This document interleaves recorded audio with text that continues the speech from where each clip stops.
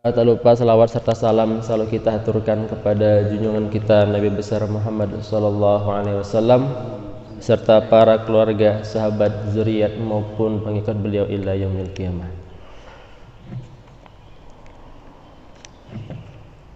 Alhamdulillah, segala puja bagi Allah.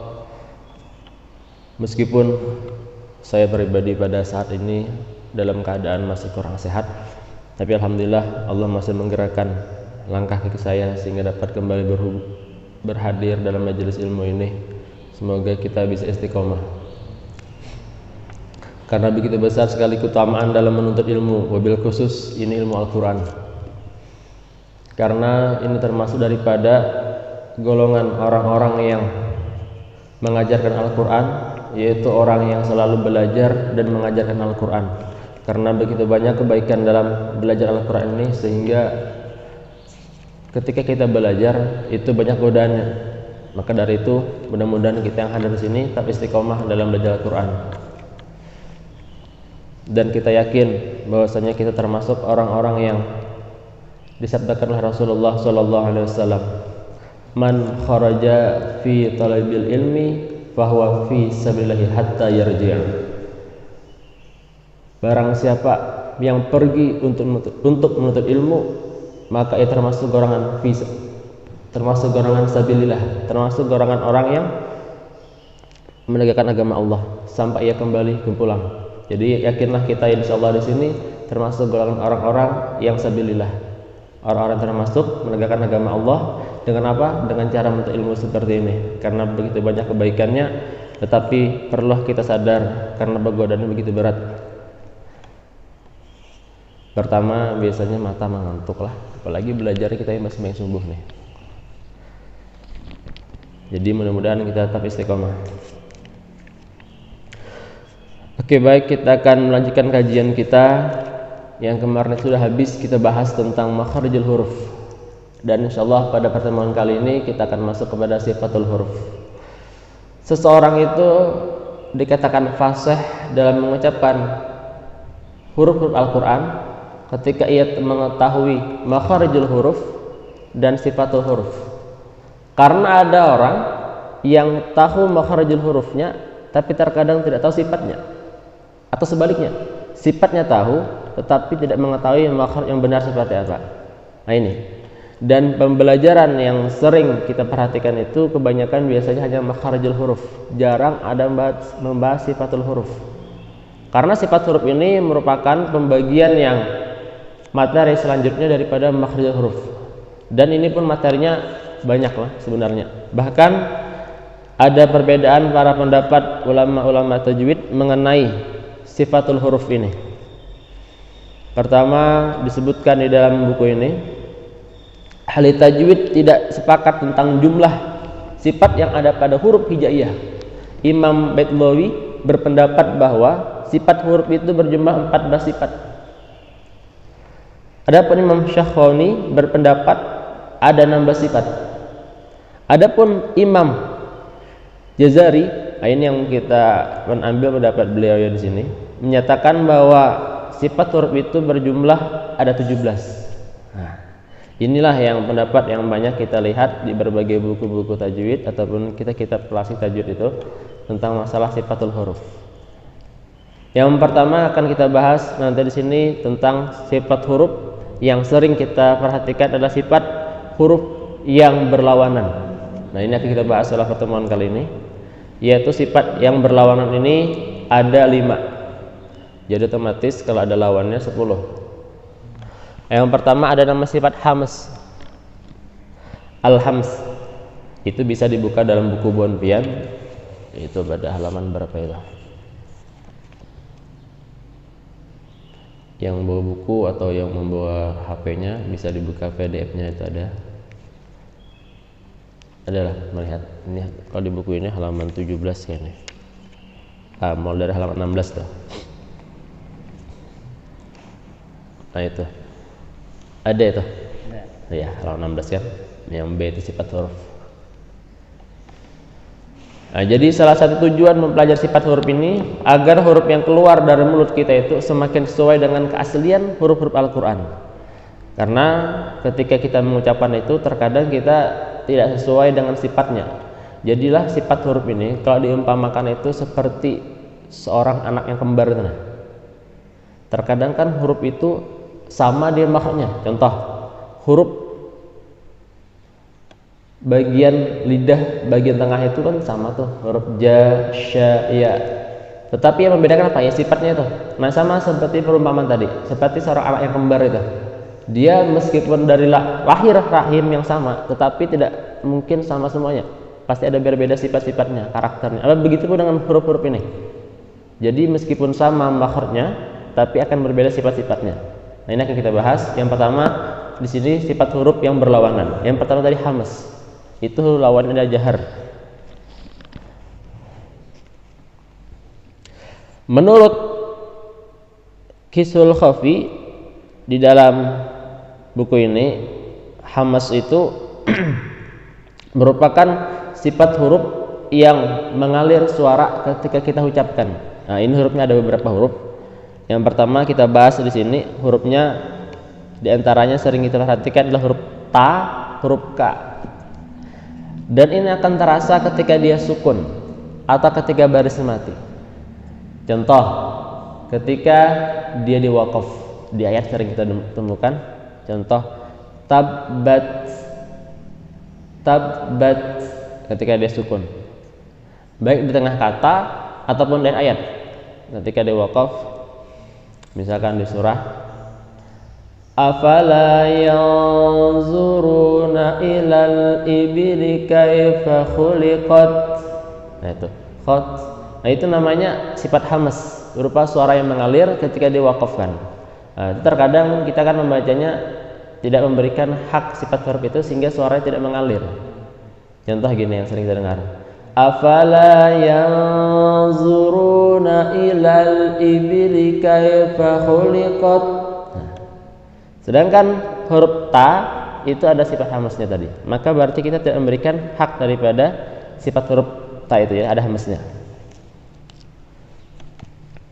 Itu diantara yang ada hamasnya, hurufnya huruf ta, huruf ka, dan banyak huruf-huruf yang lain. Kalau dilihat di situ di tabel bonbon itu yang bertanda itu, nah, itu yang ada berwarna itu berwarna ungu sebenarnya. Cuma karena difotokopi, jadi warna itu tidak begitu nampak. Ada berapa itu hurufnya tuh? 5, berarti semuanya ada 10 ya lah. Nah, itu 10 huruf yang berwarna ungu itu huruf hamas. Hamas itu secara bahasa artinya samar. Adapun istilah pengucapan huruf yang disertai keluar atau mengalir nafas.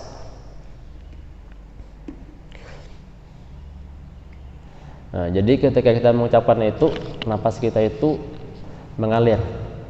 Yang sering kita perhatikan itu biasanya lebih nampak itu ketika huruf huruf ta, huruf sa, huruf ka itu nampak.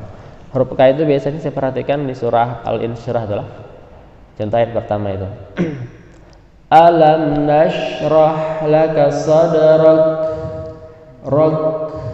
Nah itu mengalir dia di situ. Ada mengalir napas di situ. Coba Bonben contohkan. Baik kita baca sama-sama.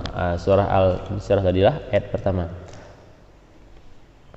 Alam nashrah laka sadrak. Coba Bonben baca. Alam nashrah laka sadrak. Itu bila ada huruf-huruf yang 10 itu, apalagi itu huruf kaf, huruf ta, itu maka lebih nampak suaranya.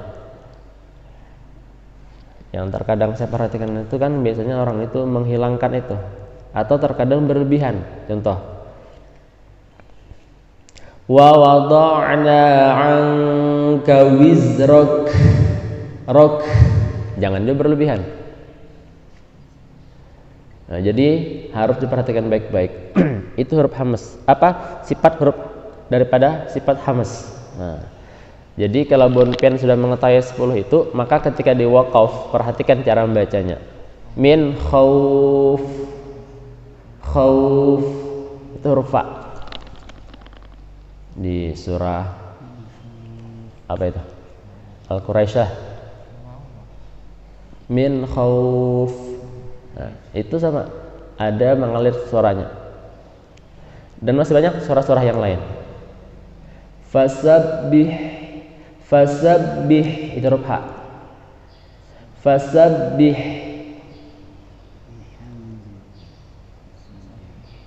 Misalkan lagi yang lain. Itu ada huruf ha. Al-Qari'ah. Dan masih banyak tuh huruf-huruf yang lain. Jadi ketika kita membacanya, menemukan huruf-huruf yang 10 itu, apalagi ketika dia sukun atau dia waqaf, itu maka ada di antara sifat hamznya, maka nampakkanlah suaranya itu berupa suara yang keluar atau suara yang mengalir nafas. Jadi nanti insyaallah akan kita praktekkan ke surah yang semalam itu kita lanjutkan. Nah, itulah hamz. Lawannya di bawahnya itu jahar. Artinya secara bahasa jelas. Jahar ini pengucapannya lebih jelas. Kenapa? Karena dia huruf-hurufnya selain daripada huruf hamz itu, maka lebih banyak.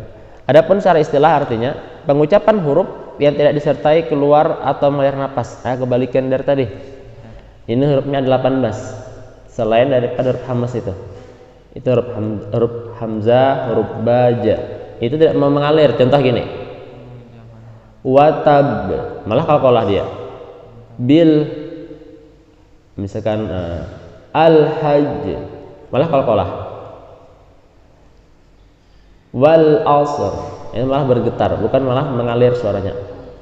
Nah, jadi itu sisanya itu huruf-huruf ketika yang dibaca tidak mengalir nafasnya. Nah, itu jahar, itu mudah saja karena kalau kita sudah hafal satu sifat huruf otomatis hafal lawannya. Itu nyaman aja dihafal, diingat karena ini sudah ada tabelnya itu di belakang itu. Tuh. Nah, jadi nanti kita akan lebih mudah mengingatnya. Ya, kita akan praktekkan ini ke dalam surah. Oke, kita akan lanjutkan praktek kita ke dalam surah. Kemarin itu terakhir surahnya itu surah Al-Asr lah. Kita akan lanjutkan baca surah di atasnya, yaitu surah yang ke-102, surah At-Takasur lah. Ya. Silakan buka Al-Qur'annya. Kita akan langsung praktekkan daripada sifat huruf yang memiliki lawan itu, antaranya hamz dan jahar ini, diantaranya dibahas di dalam surah At-Takasur ini. Silakan dibuka surah At-Takasur.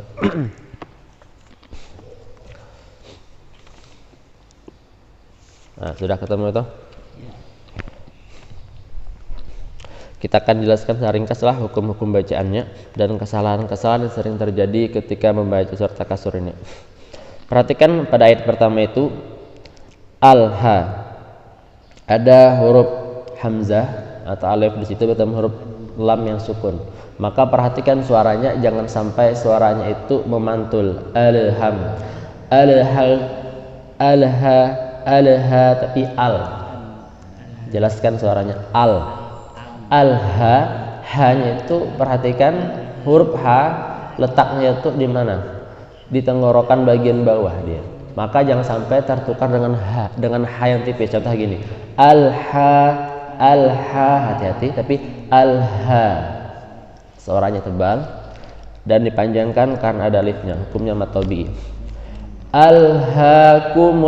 Kumut, ada huruf ta, maka mim itu dimasukkan ke ta. Kumut taka, kanya ada alifnya, panjang harakat. Kumut taka sur, ini sur. Perhatikan ro-nya itu di waqaf, maka ro-nya itu tebal lah. Sur, karena mau sir.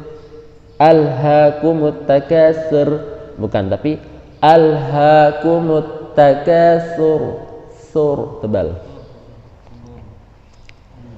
Itu membacanya di waqaf di situ. Andai kata di wasal, maka dibacanya alhaakumut takasur hatta. Jadi andai kata di waqaf, bagus lagi di wasal pun boleh di situ. Namun seandainya bon pengen membacanya nyaman itu dia di waqaf aja. Jadi lebih santai membacanya karena sudah ada waqaf asli di situ. Ayat kedua hatta. Nah ini hanya ha orang kampung tuh ha puang. Tadi itu kan ha yang besar, ha yang tebal, ha yang tipis. Jangan dibalik. Alhaakumut takasur, dibaca ini hatta. Jangan. Hati-hati. Ini ha yang tipis. Hatta. Ada tasdid, maka ada tekanan suara. Hatta dan tanya dipanjangkan. Hatta zur. Perhatikan huruf za, zur. Huruf za itu nanti ada juga sifat hurufnya, di antaranya itu sifat huruf yang kita bahas tadi itu, itu hurufnya sifatnya jahar, jelas dibaca za itu. Dan juga ada sifat yang lainnya, yaitu di antaranya ada sifat sofir, zu. Maka jelaskan suaranya zu. Jangan sampai tertukar dengan huruf ja, hatta jur.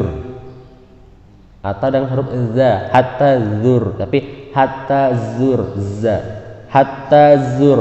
Ronya sukun tebal. Hatta zurtumul Maqonya dipanjangkan karena ada alifnya. Maqabir. Nah ini tipis. Kenapa tipis? Karena sebelum ro itu hurufnya berbaris kasroh. Maqabir. Kadang mau maqabiru. Maqabiru. Hati-hati. Ini yang tebal tipis ini terkadang kurang diperhatikan. Pertama kita terfokus dengan lagu biasanya lah. Hatta zurtumul maqabir. Jangan maqabir. Maqabir itu gigi rahamnya itu turun ke bawah tuh. Maqabir, bir, bukan bir tapi bir, tipis. Ayat selanjutnya, ayat ketiga, kalla. Alanya dipanjangkan lah karena ada alifnya itu. Kalla sau. Ada huruf waw sukun, sedangkan sebelumnya ada huruf berbaris fathah. Maka ini termasuk huruf ilin, maka dibaca dengan lembut. Kalla saufa Nah, perhatikan ketika bertemunya huruf dengan huruf berbaris dengan huruf ain yang sukun, itu ada sifat bainiyah namanya atau sifat tawasud. Maka suaranya itu jangan sampai tertahan seperti ini. Kalla saufa Nah, itu teka hamzah, tapi suaranya itu dialirkan gitu. Kalla saufa ta'lamun, bukan kalla saufa ta'lamun. Nah, kalau ta'lamun tertahan itu. Kalla saufa ta'lamun. Amun itu hukum bacanya mad arid lisukun, maka dipanjangkan harus serasilah karena situ dari ayat ketiga itu sampai ayat terakhir, ayat ke-8 itu diwakaf dengan hukum bacaan mad arid lisukun. Harus konsisten membacanya. Bila ta'lamun 2 harakat maka samakan seterusnya. Bila 4 samakan 4, bila 6 samakan 6. Kita baca 4 saja. Kalla saufa ta'lamun. Kalla saufa ta'lamun. Iya. Ada summa. Itu summa ada huruf mim tasdid, huruf gunnah. Maka suaranya keluar di hidung dan harus didengungkan. Kesalahan sering terjadi, tergesa-gesalah terkadang membaca huruf gunnah ini terlalu cepat. Contoh gini, kalla saufa ta'lamun, summa kalla saufa ta'lamun. Nah itu hati-hatilah, jangan tergesa-gesa. Dia harus memberikan hak gunnah, yaitu dimana suaranya didengungkan. Summa kalla dan keluar di hidung suaranya. Gitu. Summa kalla, lanya itu dipanjangkan dan dia juga huruf yang bertasdid maka ditekan. Kalla, jangan datar baca seperti ini. Summa kalla saufa tapi ditekan kalla. Summa kalla saufa nah, sama tuh saufa ta'lamun dengan ayat yang sebelumnya tadi. Bedanya ayat ketiga dengan keempat. Ayat ketiga itu tanpa summa, sedangkan ayat yang keempat itu pakai summa. Itu aja yang membedakannya. Lanjut ayat kelima, kalla. Sama nih, kalla seperti itu. Ditekan suaranya dan dipanjangkan karena hukumnya matobi. Kalla lau ta'lamuna ilmal yakin. Nah, ada huruf qa yang kasrah di sini. Hati-hati terlalu tebal sehingga dibaca seperti ini. Kalla lau ta'lamuna ilmal yaqin. Jangan seperti itu. Huruf qa ketika dia kasrah ketebalannya berkurang, maka ketika dibaca yakin, jangan yakin qain atau terlalu tipis yakin atau kaf jadinya, tapi yakin. Jangan sampai berlebihan, terlalu tebal atau terlalu tipis sehingga menjadikan dia huruf kaf. Samakanlah kin itu dengan ta'lamun tadi. Bilanya 2 samakan 2, tapi kita yang baca 4. Kalla law ta'lamuna ilmal yaqin. Coba semuanya. Kalla law ta'lamuna ilmal yaqin. Bagus. La tarau, ayat ke-6, la tarau. Ini hati-hatilah terpayar suaranya. La taraun, jangan la taun, la taraun, harus jelas. La taraun. La taraun. Nah, sama ini huruf nun tasdid, ini huruf gunnah, maka didengungkan suaranya. La taraun al jahim. Jahim ada huruf H, maka ketika dibaca suaranya tipis. Jahim, jangan jahim. Nah, hati-hati tertukar. Jahim dengan jahim itu beda. La tarawunnal jahim. Coba baca semuanya. La tarawunnal jahim. Iya, bagus. Summa. Ini sama dengan summa yang ayat sebelumnya, harus didengungkan karena ada 2 huruf gunnah di sini. Harus serasilah, jangan sampai ada yang 3 gunnahnya, ada yang 2 harakat. Harus sama. Summa la tarawunnaha. Naha dipanjangkan, ada alifnya. Unnaha ainal yaqin. Ya baca bimbai. Summa la tarawunnaha ainal yaqin. Ya. Terakhir, sini ada beberapa kata summa, jadi harus diperhatikan gunahnya. Apalagi ayat ke-7 dan ke-8 ini ada 2 gunah, ayat ke-7 dan ke-8 ada 3 huruf gunah. Maka diperhatikan keserasian gunahnya, harus serasi, jangan sampai ada yang tidak sama. Maksudnya itu ada yang 3 harakat atau 2 harakat, harus sama. Summa latus, huruf sa yang sukun, perhatikan sifat sopirnya. Latus, jelaskan, jangan sampai tidak jelas sifat sopirnya. Contoh seperti ini. Summa latus alun. Latus, jelaskan suaranya. Summa latus alunna yauma izin. Yauma izin itu ada tanda kasrah tain bertemu huruf a. Izhar halki harus jelas, jangan sampai dibaca yauma izin. Nah, bukan hikfalah. Yauma izin anin na'im. Tsumma latus'alunna yauma izin anin na'im. Coba baca semuanya.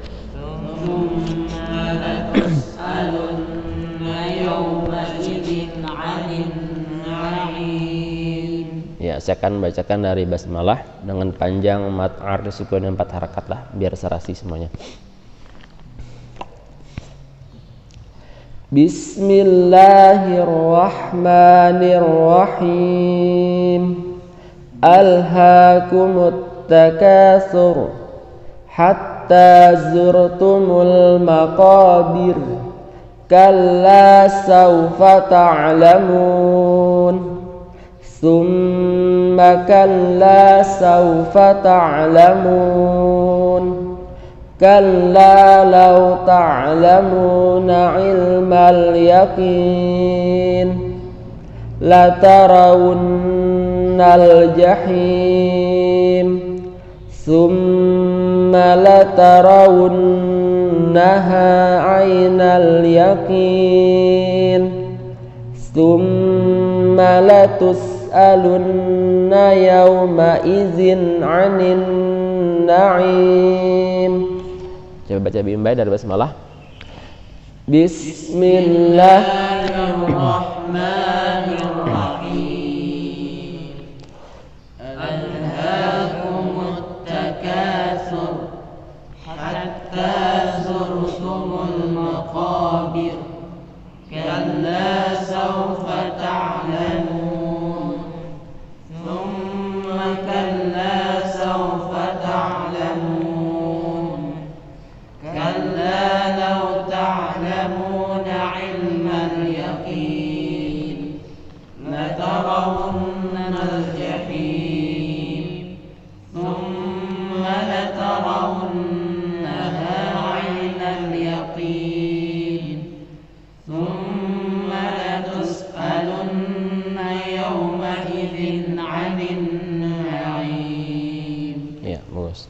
Jadi perlu kita perhatikan lah membacanya ini. Pertama yang sering saya perhatikan itu terjadi kesalahan itu membaca huruf ko-nya itu terlalu tebal.